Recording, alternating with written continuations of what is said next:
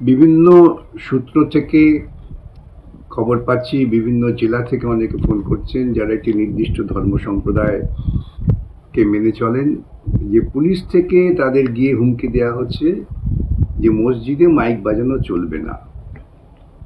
পুলিশের এই ভূমিকাটা আইনসম্মত নয়। মাইক প্রচার করার কোনো নিষেধাজ্ঞা কোনো আইনে নেই।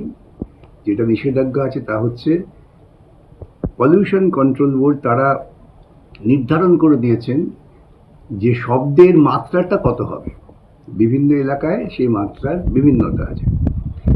কলকাতা হাইকোর্টেও একসময় এই আজান নিয়ে যখন মামলা হয় তখন তারা রায় দিয়েছিলেন যে আজানে মাইক বাজতে পারি, কিন্তু সেটা পলিউশন কন্ট্রোল বোর্ডের নির্ধারিত যে শব্দের মান 6.5 ডেসিবেল না 8 ডেসিবেল কি ছিল সেটা দেখে নিতে হবে, যেটা আইনে আছে।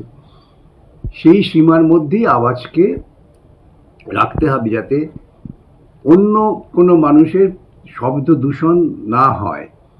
অতএব আপনারা প্রত্যেকেই ভারতবর্ষের নাগরিক হিসেবে আইন মেনে চলবেন, আইন মেনে কাজ করবেন এবং পলিউশন কন্ট্রোল বোর্ডের নির্ধারিত যে শব্দ সীমা তার মধ্যেই মাইক বাজাবেন।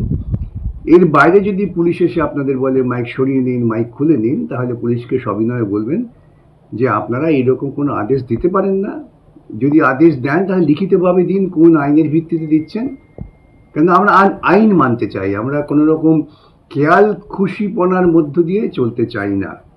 এটাই হবে আপনাদের ভূমিকা। সকলের কাছে আমার অনুরোধ, শান্ত থেকে সুস্থভাবে আপনারা প্রত্যেকেই প্রত্যেকের ধর্ম আচরণ করতে পারেন, ধর্মটাকে মৌলবাদী পর্যায়ে নিয়ে যাবেন না।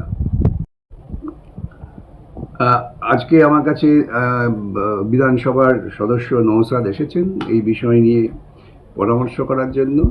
আমরা আদালতে আসছি, আদালতের কাছে আমরা একথাই বলবো যে পুলিশ প্রশাসন তারা আইন মেনে কাজ করুন। তারা আইন মেনে কাজ করলে পরে সাধারণ নাগরিকরাও আইন মেনে কাজ করবে।